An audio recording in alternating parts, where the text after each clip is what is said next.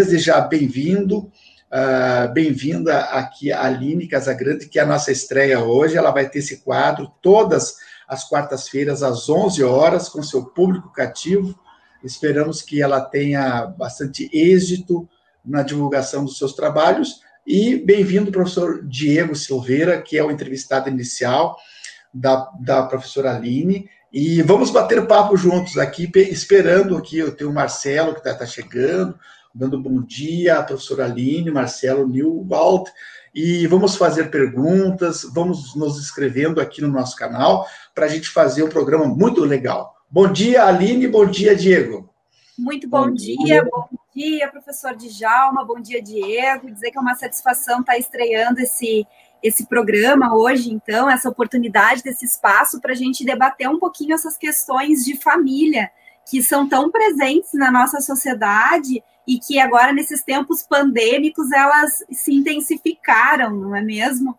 Então, dizer que eu estou muito feliz com essa oportunidade de ter esse espaço para bater papo com conhecidos, com grandes amigos, que são de Santa Maria, são de Porto Alegre, são de todo o Rio Grande do Sul, quiçá do Brasil, né? Aqui em Santa Maria, então, a gente tem o núcleo do IBDFAM, do Instituto Brasileiro de Direitos de Família, que é um espaço justamente para a gente dialogar sobre essas questões de família também.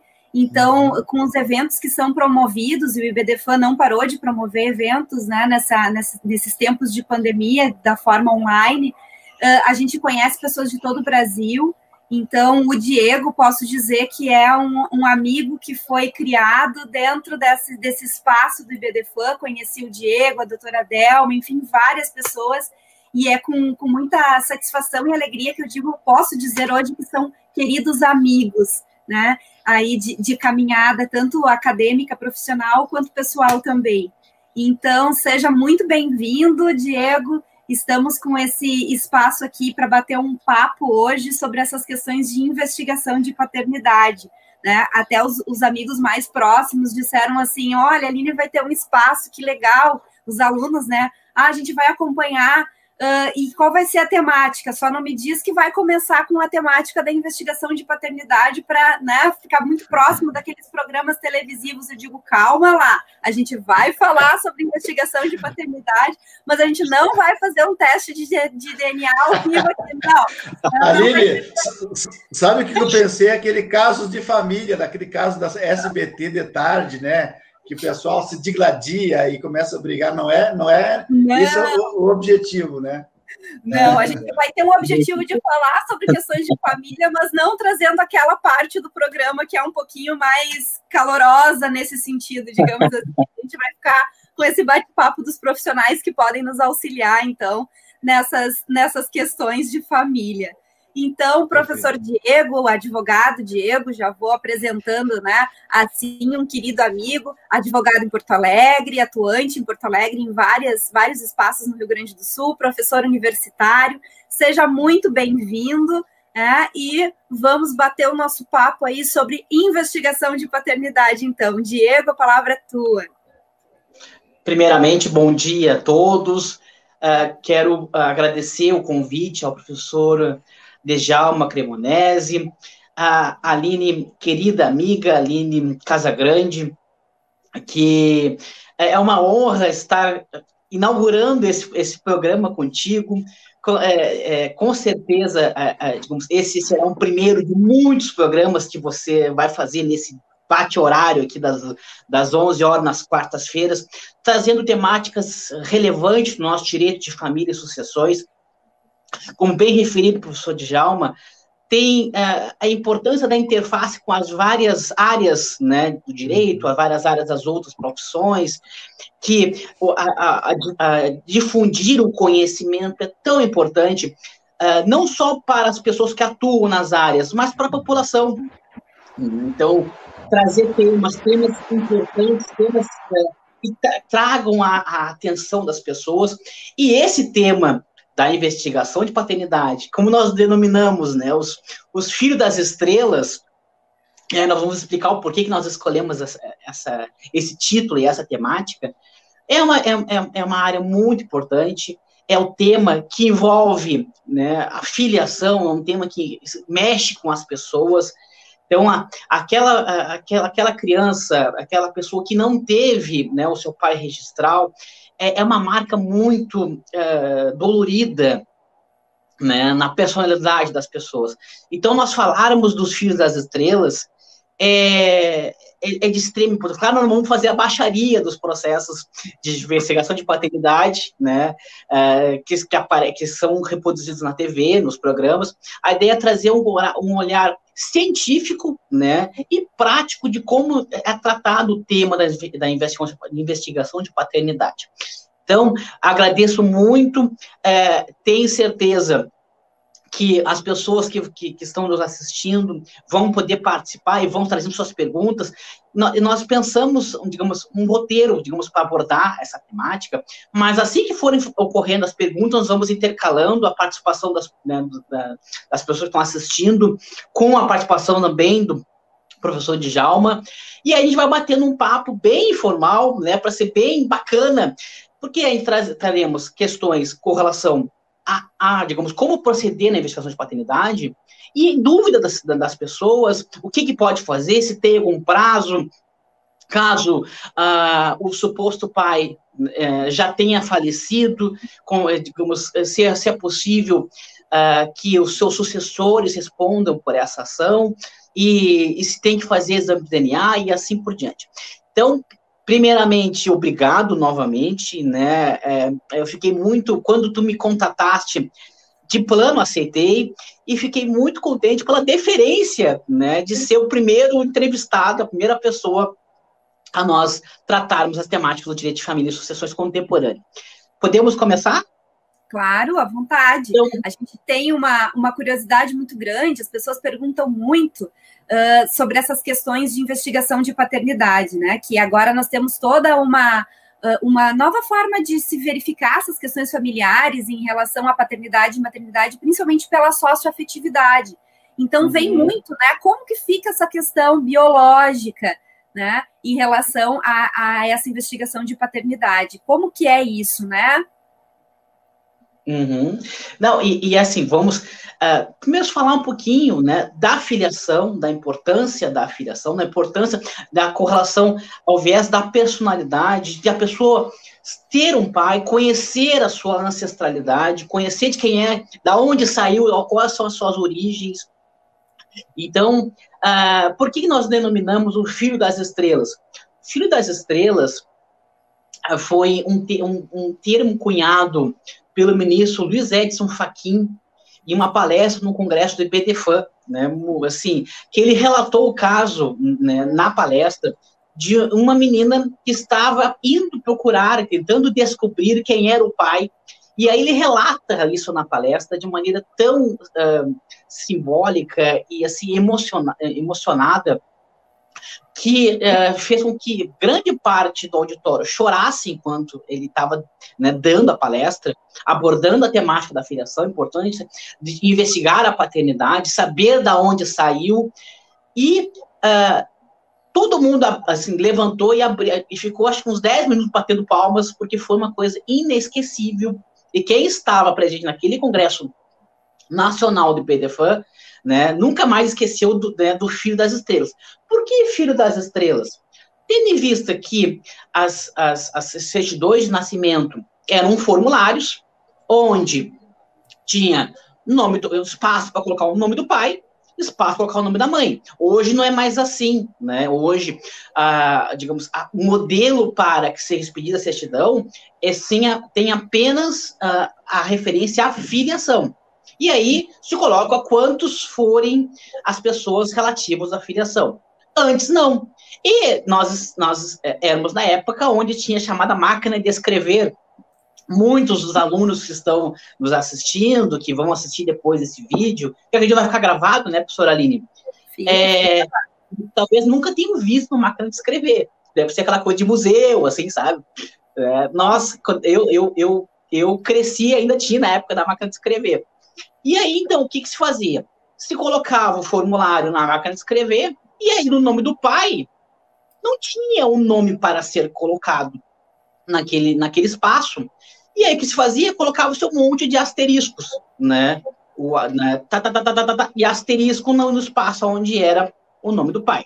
Como os asteriscos pareciam estrelas, cunhou-se, né, aquele filho que não tinha um pai registral, que tinha uma falta, uma lacuna na sua personalidade, foi cunhado como filho das estrelas. Então, isso nós vamos começar a abordar. Então, aquele direito que a pessoa tenha a investigar quem é o seu pai.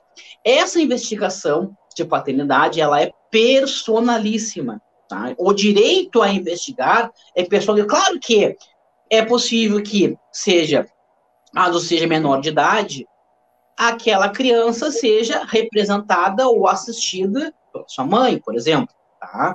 Mas o direito é do filho, é o direito da pessoa procurar a sua ancestralidade. E esse direito é imprescritível, assim como o direito do pai também de discutir essa paternidade, de negar a paternidade, também é prescritível.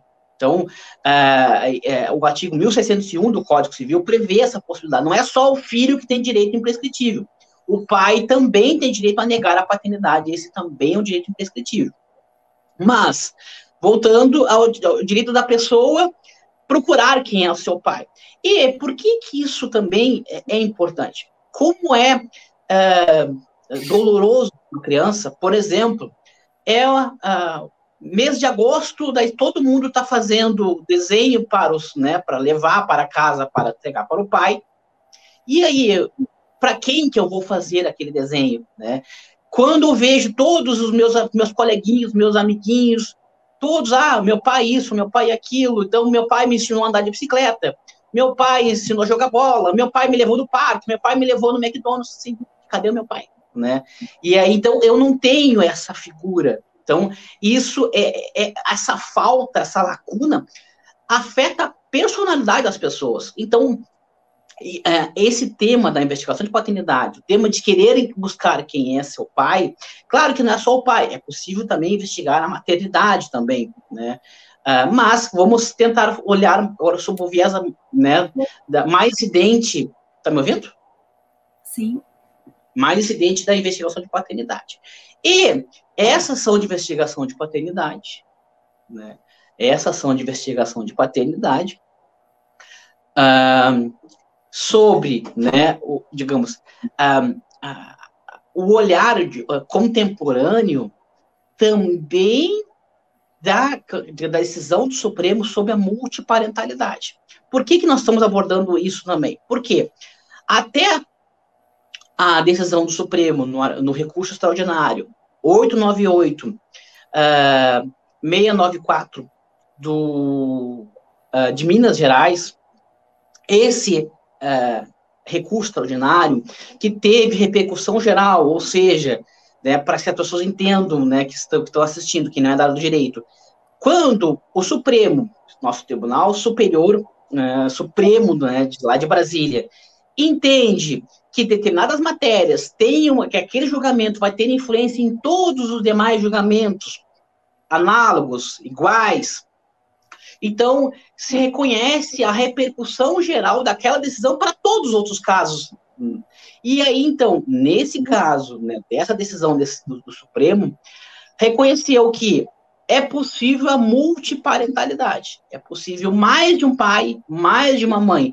Por que isso? Porque até esse momento tinha que se decidir qual era a paternidade mais importante. Era a paternidade biológica ou a paternidade socioafetiva.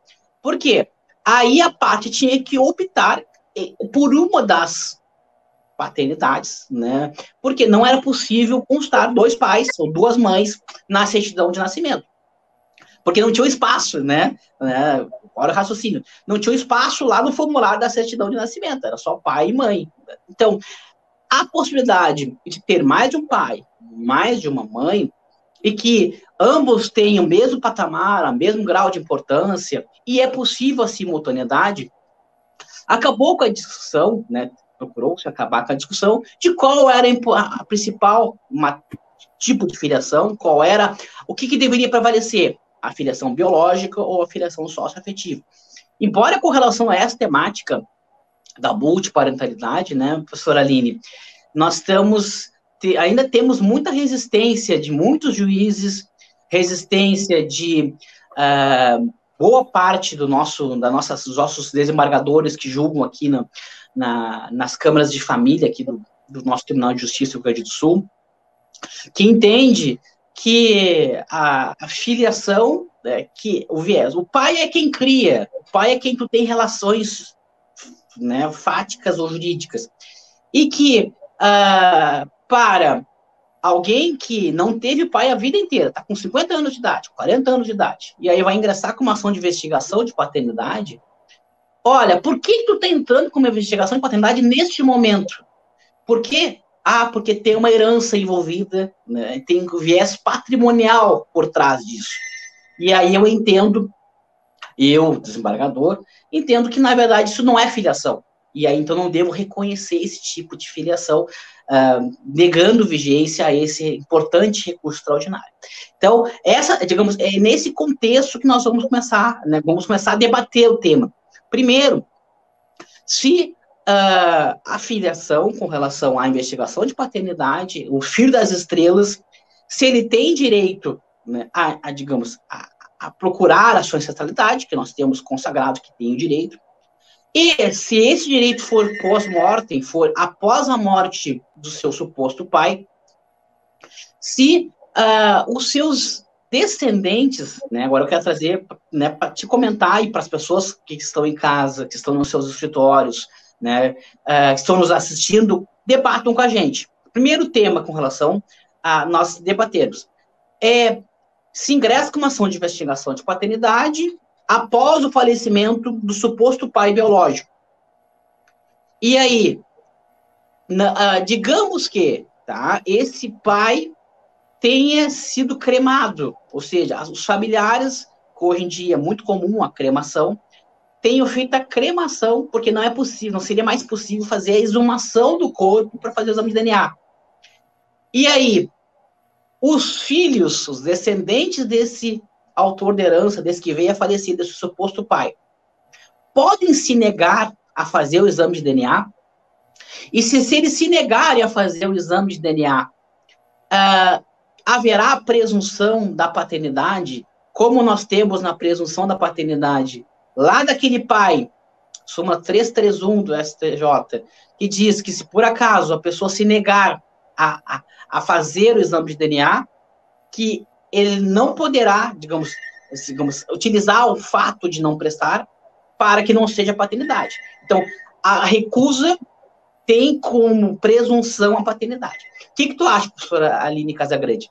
Pois primeiro, então, é uma questão delicada isso, né? Uma pela questão do tempo, né, professor Diego? Porque nós temos, por exemplo, no escritório, alguns clientes que demoraram muito tempo e sofreram uma vida inteira, né, com aquela questão, será que eu vou lutar para ter no meu registro alguém que nunca me quis, né? E aí passa lá 18, 20, 30, 40 anos de idade e a pessoa fica com esse sentimento. Então, o tempo, né, muitas vezes, do direito colocado na lei não é o tempo, a psicologia nos auxilia a explicar um pouco isso, os colegas aí que acompanham e que são dessa área podem nos auxiliar, que o tempo das pessoas é diferente, né, cada um tem seu tempo, mas isso não diminui, né, o sentimento de abandono, o sentimento todo relativo a muitas vezes uma vida, uma infância que se perdeu, ou uma adolescência que não pôde se conviver com esse pai, né, por um distanciamento, por um não reconhecimento.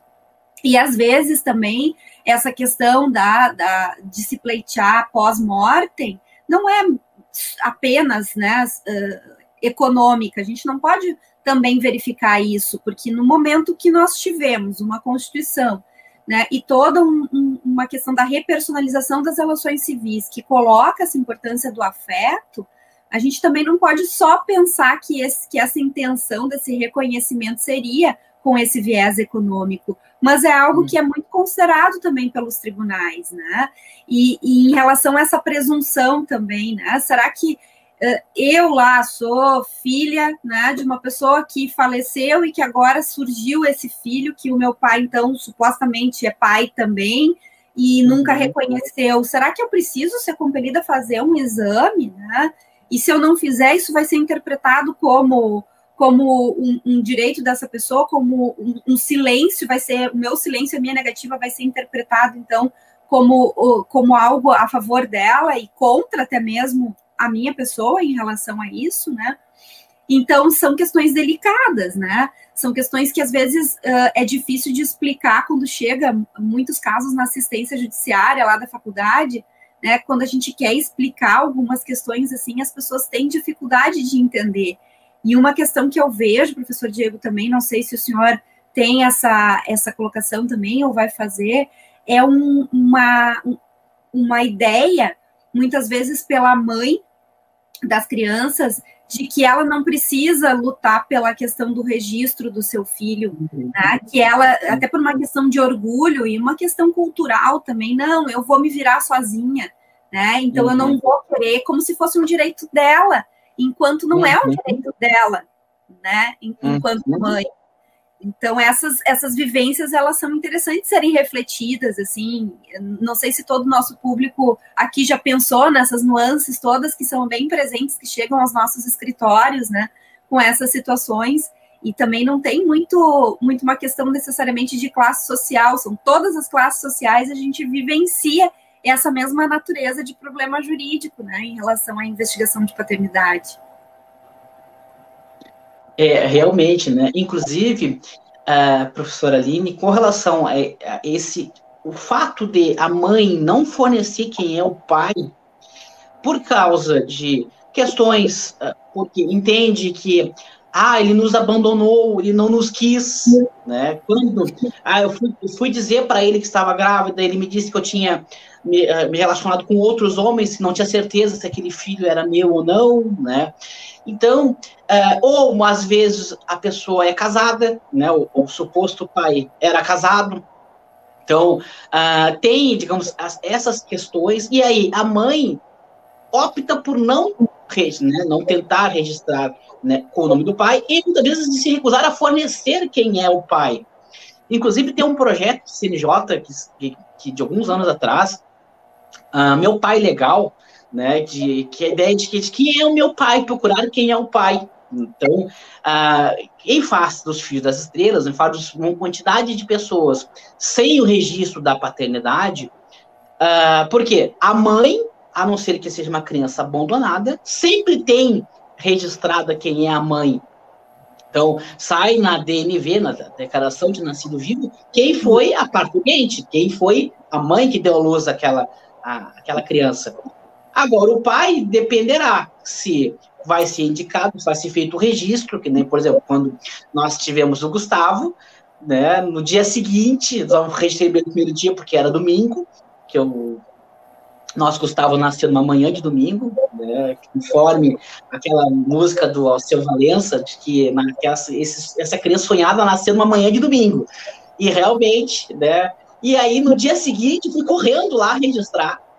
Por quê? Porque era, digamos, um orgulho para mim ter o Gustavo, né, eu ser o pai do Gustavo.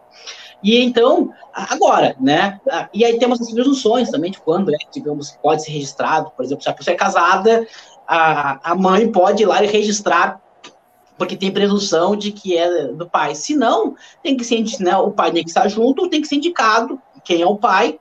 E aí, digamos que a mãe não faça isso, por os motivos, né, ou porque ela, né, tem vergonha, ou porque o pai acha que o pai não vai assumir, porque o pai não quer, né? E aí, essa questão, né? E aí, passa-se muito tempo, quando muitas vezes a pessoa fica doente, a pessoa está por morrer, aí ela resolve contar para o filho quem era o pai. E aí, ou às vezes, algum familiar, depois de muitos anos, diz, olha, né, sabe quem era teu pai? O teu pai era o fulano, porque a tua mãe era uma pessoa que não se comportava adequadamente, e aí, então, ela teve uma relação extraconjugal, né, uma relação com uma pessoa que tinha uma relação extraconjugal, ou, digamos, e aí que é contado para essa criança que não é mais criança, quem é o pai. E aí que vai se poderá se procurar quem é a paternidade, quem é, e tentar se investigar, ir atrás de quem é esse pai, né? Então, o momento, bom, vai depender do caso concreto. E aí a gente não pode dizer, né, no processo judicial, que essa pessoa está interessada na herança. E aí eu deixo de dar, né, a ampliação dos efeitos desse recurso extraordinário, repercussão geral, para dizer, não, eu não quero fomentar, né, a indústria da paternidade. Então, se ele não foi pai até hoje, não vai ser. E aí, então, eu acho errado esse tipo de decisão judicial. E muitas vezes, o que vem, está se vendo nos acordos? Digamos, eu reconheço apenas para fins biológicos, apenas para fins ancestrais. E aí, será que isso não deve descumprindo a decisão do Supremo? Assim como lá na filiação socioafetiva, a pessoa tinha um pai registral, e aí o tribunal disse, não, olha, tendo em vista, né, que a pessoa tinha um pai registral, tendo em vista que essa relação socioafetiva muitas vezes não tem um documento, né, não deixou nenhuma carta dizendo que, eu te vejo como um filho, né, tu é um filho para mim, não colocou no testamento dizendo que o fulano era meu filho socioafetivo.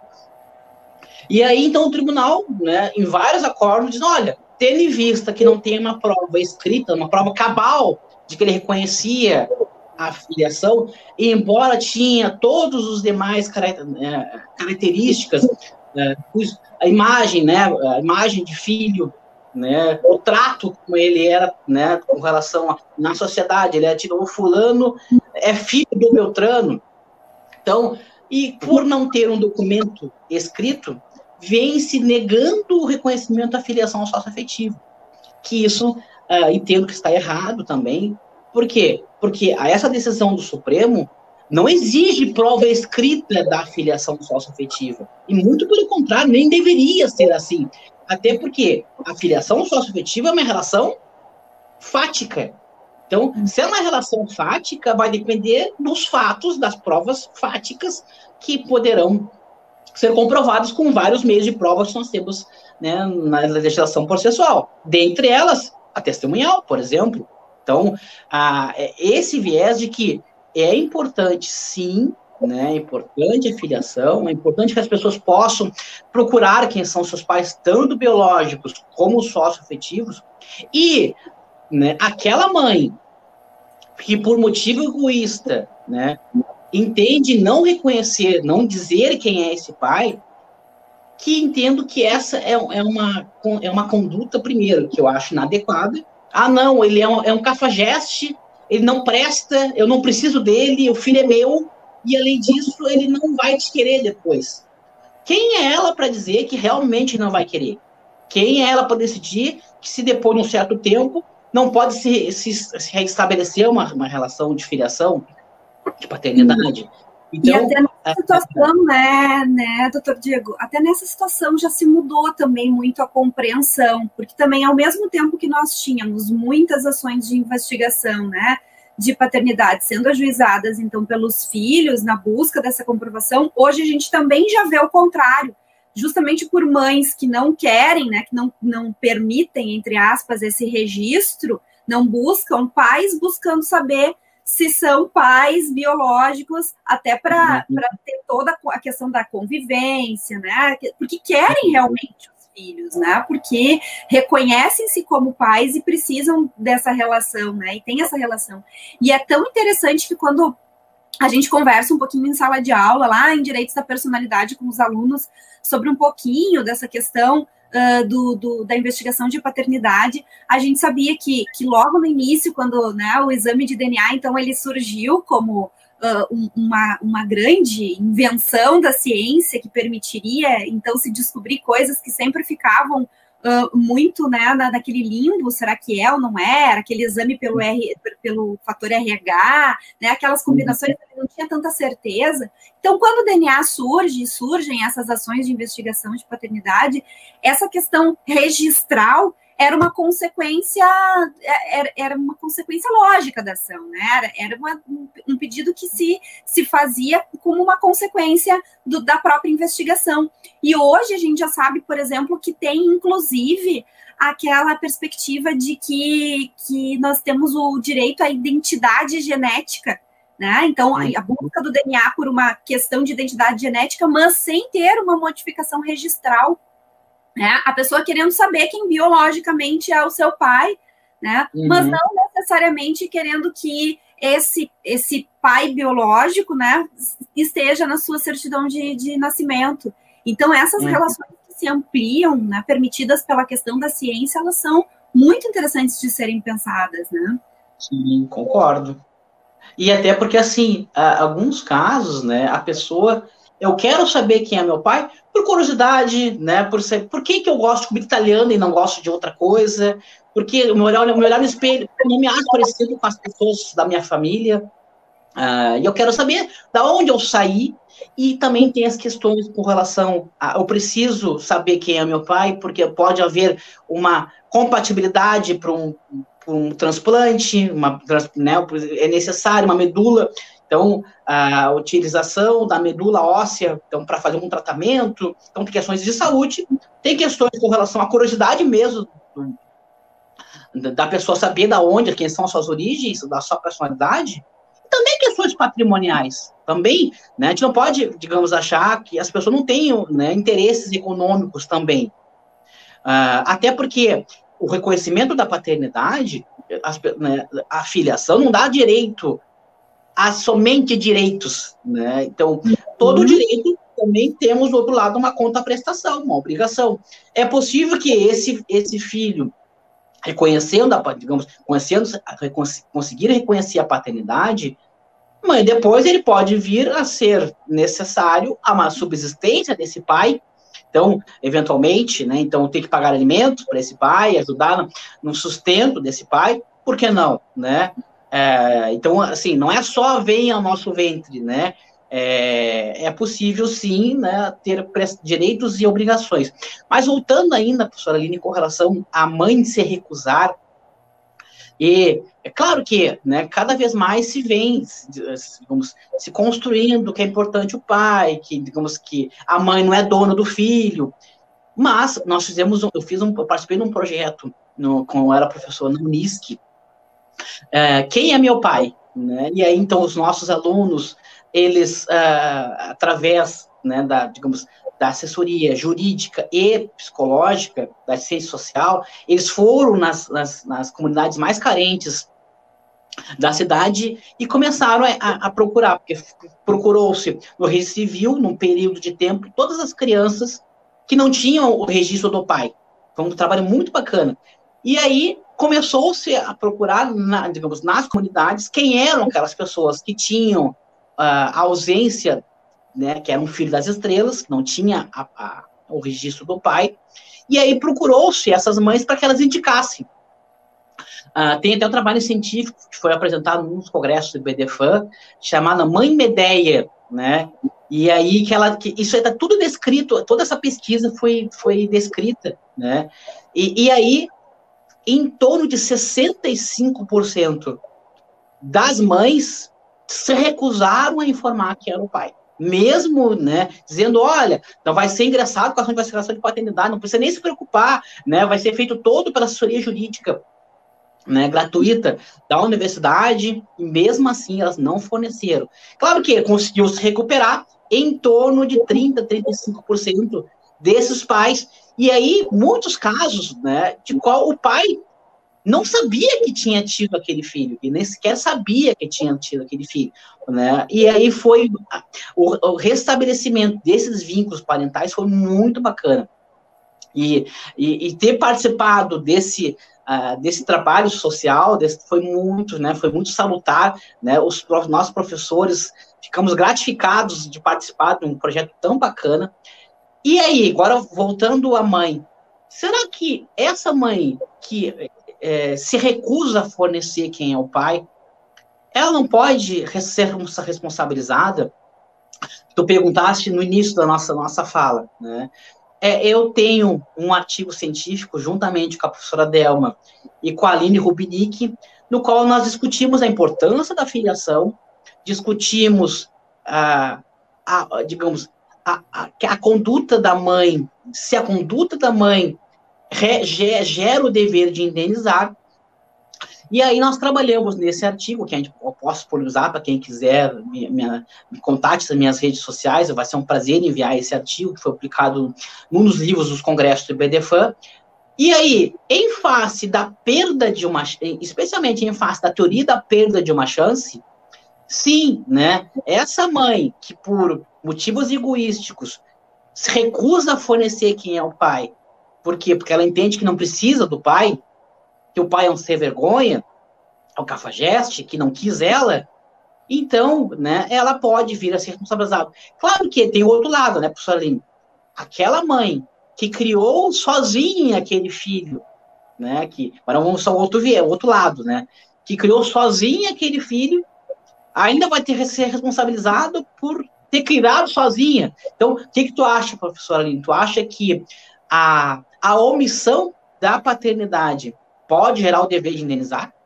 É uma situação delicada, né? Ontem, inclusive, na aula que nós trabalhávamos criança e adolescente com os alunos, ontem à noite, na disciplina, eu comentei uma coisa, professor Diego, me lembrando aqui desses casos que a gente volta e meia comenta nas nossas lives, que quem não gosta de circunstâncias, de situações, de análise fática, não pode trabalhar com direito de família, né? Por quê? Porque a gente não tem uma regra certinha, delimitada, como naquelas ações de massa, naquelas ações que vão discutir índices, naquelas questões que vão discutir o direito em si.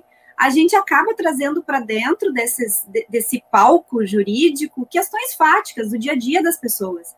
Então, ao mesmo tempo, tem aquela mãe que talvez tenha sido muito magoada, tenha sido muito humilhada e não quer expor o seu filho, né, a essa questão de uma segunda rejeição, né? Talvez lá na gravidez, quando ela comunicou a gravidez para esse pai duvidou, esse pai rejeitou, esse pai sumiu. Como que a gente vai exigir de uma mãe algum tipo de responsabilidade em relação a isso? Né? Como que a gente vai avaliar a dor que essa pessoa sente, né? E todo o esforço e todas as circunstâncias? Isso é uma situação diferente daquela que propositadamente sempre ocultou, talvez não tenha nem comunicado a esse pai, né? Dado a oportunidade desse pai então vir a trazer o registro, vir a prestar um auxílio. Obviamente, exercer a paternidade, que é mais do que um auxílio, né? Porque a gente também precisa conversar um pouco sobre isso, né? Brinco muito com as meninas em sala de aula, essa questão, o pai ajuda. Não, o pai é pai, tem que parar com essa questão de que ajuda, né? O pai tem os mesmos encargos que a mãe, né? Nessa criação, nesse dever de sustento, de guarda, de zelo, de cuidado diário. Agora, nessa época de pandemia, esse homeschooling, essa questão da administração da vida das crianças dentro da casa, né? Então, é muito circunstancial, né, Diego? Então, é difícil a gente dizer assim, olha, a mãe precisa ser, por omissão, precisa ser responsabilizada ou não, né? É muito salutar isso dentro do direito de família, quando a gente trabalha essas questões dentro dos núcleos de assistência, em projetos como esse que foram relatados por ti. Se a gente for verificar, olha quantas, né, mães são já criadas com essa naturalidade do entorno de que não vão registrar ou não vai ter no registro do seu filho o nome do pai, porque quiçá elas mesmas não tiveram no seu registro. Né? Então, são questões bem pertinentes de serem colocadas e não são distantes. Nós brincamos muito também com as novelas aqui, né, professor Diego? Volta e meia vem alguma novela, a arte imita a vida imita a arte, né? Circunstâncias assim, que são relatadas. Por exemplo, a última novela que foi reprisada agora tinha uma briga ali porque mais de uma pessoa queria ser mãe por uma questão relativa à reprodução assistida, né? Mais de uma estava reivindicando a maternidade, né? E aí as pessoas diziam, isso é coisa de novela, isso não acontece. Acontece sim, né? Chega aos tribunais, chega aos nossos escritórios e aos tribunais por conta disso, dessa realidade, dessa dinamicidade da vida em família, né? Dessas questões de família. E que bom que nosso direito de família tem esse viés contemporâneo, né, professora Aline? Porque, só voltando um pouquinho com relação à possibilidade de responsabilizar a mãe, não que eu estou dizendo que toda mãe que não tenha, né, informado quem é, digamos, o pai do seu suposto, né, o suposto pai, tem que ser responsabilizado. Mas isso é um tema a começar a se pensar, né? Eu acho que nós temos que, pelo menos, refletir sobre essa possibilidade e se seria juridicamente possível. Sim. Até porque eu sempre aponto de que tem o caráter educativo do direito também, caráter pedagógico. Assim como nós temos na alienação parental, onde as mães, isso está sendo disseminado na população, de que, se eu alienar o pai do meu filho, eu posso perder a guarda. E isso, digamos, grande parte das mães sabem isso. Então, tem o caráter preventivo do direito. Então, aquilo que nós chamamos de direito penal, né, que a pena ela tem, né, o caráter de prevenção específico daquela pessoa que cometeu um crime, não voltar a cometer o crime. Então, por exemplo, no caso da mãe que faz alienação parental, não fazer mais alienação parental com o seu filho, daquele que está sendo alienado, como filhos de outros pais, como também, digamos, a prevenção geral, para que, digamos, no exemplo da alienação parental, outras mães não pratiquem alienação parental, outras pessoas não pratiquem alienação parental. Então, vou trazendo aqui para o viés, né, da omissão paterna. Olha, se eu omitir, né, a paternidade, eu posso vir a responsabilizado. Como nós temos no abandono afetivo, que tem, né, muitos pais, né, digamos, não tinha a intenção de conviver com o filho, né, e aí, né, tem convivência, tem dever de cuidado, lá naquele belo acórdão da ministra Nancy Andrighi, porque se eu não conviver com o filho, eu posso ser responsabilizado, embora...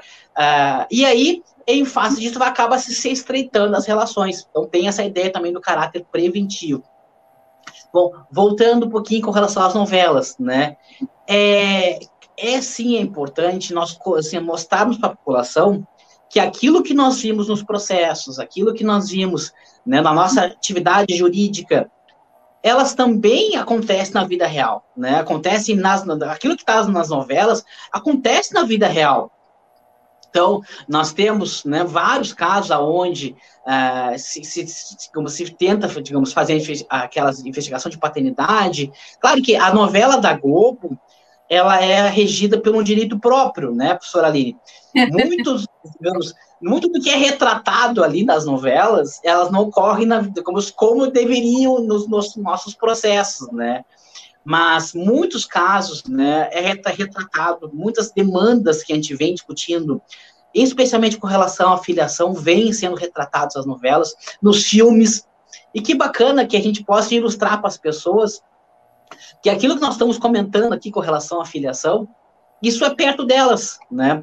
Não sei se o professor Djalma nos ouve, mas para trazer ele para o debate também, né, professor Djalma, olha, né, quem aqui não conhece um caso, né, daquele filho que não teve o pai registral, que não não tem aquela figura do pai, e assim, uma das situações digamos, houve um afastamento daquela criança pela mãe, e tanto isso ocorre quando não há o registro, como aquelas que têm o registro, então não sei a cada investigação de paternidade, não seria o filho das estrelas, mas são os filhos órfãos da separação. Por quê? Porque a mãe, em face de ter sido trocada, em face de sentir de que o pai nos abandonou, e aí, então, digamos, faz com que aquele filho não tenha mais aquele pai registral, não tenha mais aquele pai biológico, né, professora Aline? Então, esse é um ponto também, na parte de filiação, que não tem relação à investigação de paternidade propriamente dita, mas que é relevante e que a gente tem que pensar nisso também, porque a mãe que pega e exclui, né, em face de vários motivos, mas especialmente porque não dirimiu adequadamente a relação conjugal e mistura com a relação parental, utilizando o filho como uma forma de objeto, isso também não está certo, isso tem que ser revisto. Exatamente. Esse colocar, né, na ordem do dia, na pauta, essas questões são muito importantes. Até porque, da mesma forma que eu referi antes, dessa repersonalização do direito civil como um todo, também comporta-se ser entendido, né, que o filho não é um objeto, né? A criança não é objeto, é um sujeito de direitos, é um sujeito em formação. Então, a importância de se trabalhar essas questões, né, de se colocar na discussão essas discussões, de não encerrar, né, essas viabilidades e essas possibilidades. É só registrar aqui a presença de colegas queridos e amigos queridos aí passando e deixando recadinhos, a professora Luciane Mazardo, a professora Silviane Meneghetti, né, a professora Manuela, o professor Marcos Lovato, vários alunos, vários egressos também, trazendo para a gente aí colocações e participações, né, sobre a temática, porque pode até o São Francisco, a Vanessa de Pelotas está passando aqui, um grande abraço para todos, colocar que esse tipo de debate, ele nunca vai cessar, né, se a gente continuar, e não pode cessar, se a gente continuar com práticas e questões culturais que fazem com que as pessoas não, quando nasçam e são recebidas, né, para essa sociedade, para esse mundo, quando vêm, né, para esse mundo, não tenha o acolhimento daqueles que são responsáveis por elas. Então, a importância disso, né, e isso fica um registro que é a mudança da jurisprudência e da compreensão que se dá dentro dessas relações, ela é muito importante. Até historicamente, há um pouco tempo, né, nós tínhamos o direito mais engessado em relação a isso, e é justamente da provocação de advogados, de doutrinadores, para que isso seja levado até os tribunais, que esses temas, eles são discutidos, e são produzidos textos e doutrinas sobre essas temáticas, que tanto fazem com que as pessoas sofram, né, e tenham problemas que são decorrentes justamente dessas questões de filiação.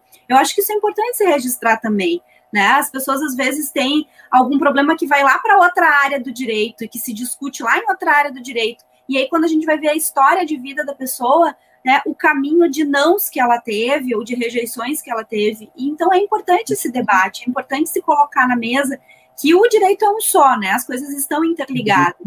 Então, essa questão da investigação de paternidade, das ações de filiação, o desembargador Rui Portanova tem um livro ótimo, né, sobre ações de filiação, em que ele trabalha um pouquinho essas diferenças e essas questões. É uma temática que a gente podia aqui ficar conversando o dia inteiro, né, sobre todas as mudanças jurisprudenciais e de compreensão que a gente teve em relação a isso ao longo dos tempos, né, no Brasil e no mundo também. Mas registrar aqui, então, não sei se o professor Djalma nos ouve, se vai nos brindar com a sua presença agora. Olá, professor. Quanto tempo estamos ainda? Pois eu acho que está quase encaminhando para o fim, né? Tá, eu posso só fazer Passou rápido. Muito bom. Né? Se mostra que o bate-papo foi bacana, né? Foi prazeroso. Eu posso só falar um último ponto que eu tinha pensado em abordar, professora Aline, professor Djalma, assim, e aquela situação onde se tem um pai registral, que esse pai foi, né, registrou aquele filho por erro, porque biologicamente, não o caso da adoção brasileira, onde a pessoa sabia que não era o pai, embora às vezes no processo é difícil fazer essa prova, mas assim, sabia que não era o pai e vai lá e registra, né, o filho daquela, né, companheira, daquela, né, futura esposa, daquela namorada que sabia que não é seu filho. Mas naquela situação onde houve o adultério, né, houve a traição, e aí aquele pai, né, que registral, não é o pai biológico. É possível ação negatória de paternidade, e aí, demonstrando que biologicamente não é o pai, mesmo que haja socioafetividade, que o fato de existir socioafetividade seria o impeditivo para negar essa paternidade, que tu acha, professora Aline? Pois sabe que nós tivemos um caso, a professora Manuela que nos ouve, nós tivemos um caso muito parecido no núcleo de assistência da faculdade. Existia um pai registral, um pai biológico e um pai socioafetivo, né? Então, existia lá o pai que, quando nasceu, a criança foi lá e registrou, depois que não era o biológico, né? A mãe começou a se relacionar com um terceiro, logo em seguida, que foi com quem a criança estabeleceu o vínculo de socioafetividade. E estamos aí com uma questão, porque o pai socioafetivo quer se fazer, né, pai na certidão da criança. Então, essa é uma questão que nós estamos aí, até eu referi o livro do Dr. Rui Portanova, porque utilizamos muito no debate o livro, fizemos uma mesa com alunos e eu, a professora Manuela, debatendo as possibilidades, né, desse caso. E justamente por conta da complexidade que porque o pai biológico, então, em via de regra, não aceita fazer o exame de DNA sem que seja compelido a tanto, e também não é o interesse de se ter esse pai nessa relação de certidão registral. E o pai registral também, né, não se vincula mais, não se sente, né, no exercício da paternidade dessa criança, desse filho.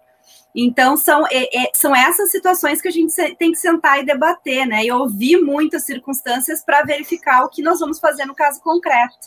Então, e é essa beleza do direito de família, né, a questão social que se tem, que encanta. Muito bom. Bom, pode falar, professor, daí eu já vou agradecendo aqui a presença de vocês, que passou tão rápido. Estão fechando uma hora para não cansá-los também, não cansar também os nossos ouvintes. Sim.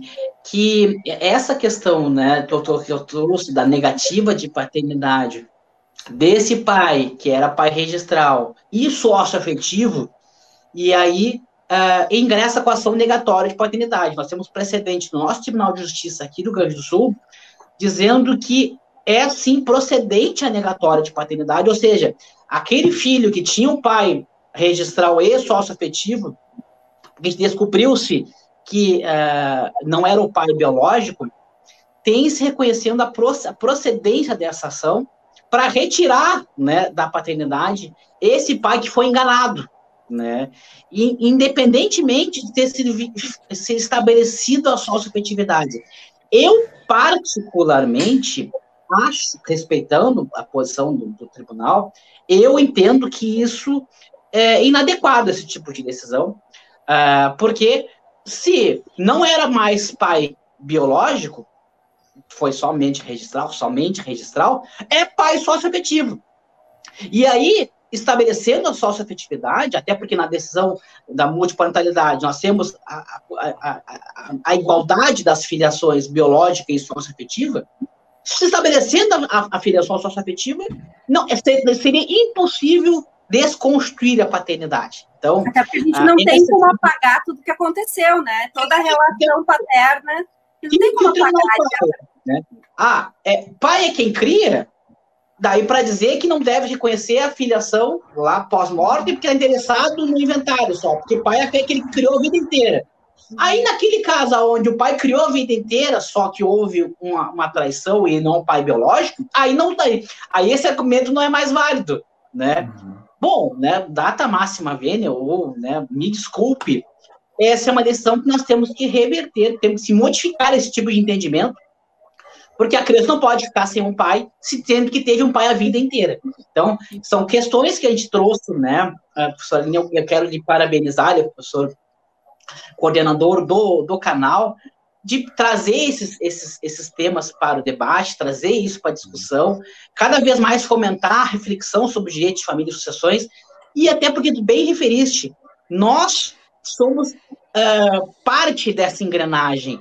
Quem leva as teses para o Poder Judiciário, quem leva as demandas para que sejam resolvidas, somos nós, operadores de direito, nós, advogados. O primeiro juiz da causa é o advogado. E que bom que a gente pode levar esses anseios, essas questões que nos afligem, e que são teses, algumas são questões para serem levadas, são para o Poder Judiciário. E aí, então, vocês estão de parabéns, né, o professor Djalma e a professora Aline, e parabenizo por esse primeiro programa, espero que seja um primeiro de muitos programas. E agradeço o honroso convite. Que bom, professor Diego. Olha, estou muito feliz mesmo. Queria parabenizar a estreia da professora Aline. Estou muito encantado aqui com a presença dela e principalmente pelo convidado, o professor Diego, que trouxe informações assim fantásticas. E ele se referia ao nascimento, né? E eu me senti assim comungando da mesma ideia. E eu tenho a Maria Eduarda, filha, pré-adolescente, 14 anos, né?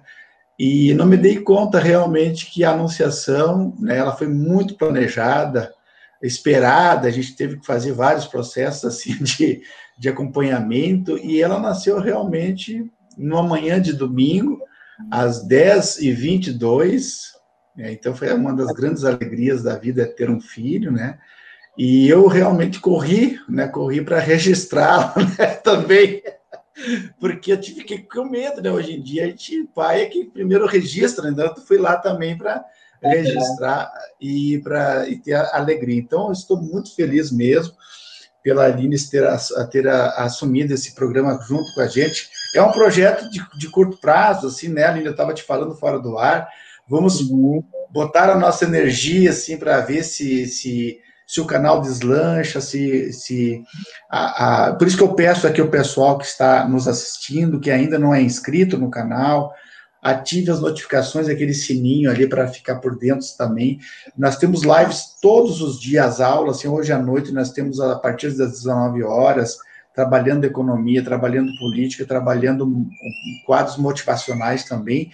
E apoiem esse canal, e todas as quartas-feiras a professora Aline estará aqui com, não é casos de família, né, Aline? É questões de família.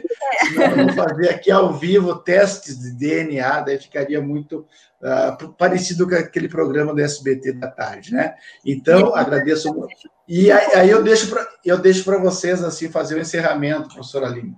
Claro, muito obrigada mais uma vez, professor Djalma, pela oportunidade, né, de ter esse espaço aqui, agradecendo de coração o professor Diego, que veio aqui contribuir com essas questões todas para a gente, e dizer, né, já que semana que vem temos a nossa convidada, a esposa do doutor Diego, mas a mãe, então, do menino que nasceu na manhã de domingo, que chegou, do Gustavo, a Aline Rubnich, que vai falar um pouquinho conosco sobre a questão da custódia dos animais de estimação. Então, já fica o convite para todos, a partir aí das 11 horas da próxima quarta-feira, acessarem o canal, né, o que a gente vai conversar um pouquinho também sobre uma temática que está bem presente na nossa vida, né, os animais de estimação. E aí, quando o casal resolve se separar, se divorciar, com quem fica o gatinho, o cachorrinho, né, como é que nós vamos fazer essa questão dessa custódia? Então, eu levo o Skin junto, vou apresentar o Skin semana que vem, meu cachorrinho Shih Tzu. Eu vou levar ele junto, se separar. Olha, não é bem assim, vamos ver como é que fica. Com certeza, né? Vão ser comentários, assim, discussões muito bacanas, até porque, assim, cada vez mais, né, nós temos os bichinhos que fazem parte da família, né? Então, como, né? Com quem fica, como é que se tem direito a alimentos, né? Se é possível o compartilhamento da convivência, então é muito bacana. Que bom, professor. Mais uma vez, muito obrigada a todos, obrigada, professor Diego, um grande abraço para todos. Obrigado pelo convite e sucesso ao programa. Obrigado. Um abraço, Aline. Um abraço, tchau.